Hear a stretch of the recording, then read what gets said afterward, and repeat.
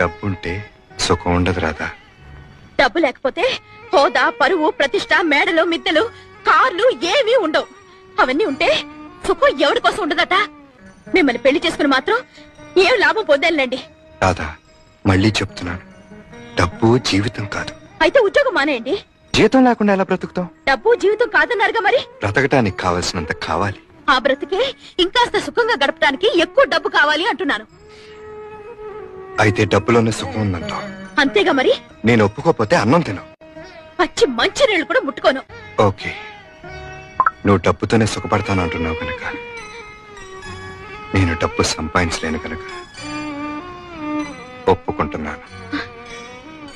సంతోషమేనా? రా, కలిసి భోంచేద్దాం. తర్వాత ఈ అవకాశం నీకు మళ్ళీ దొరకపోవచ్చు.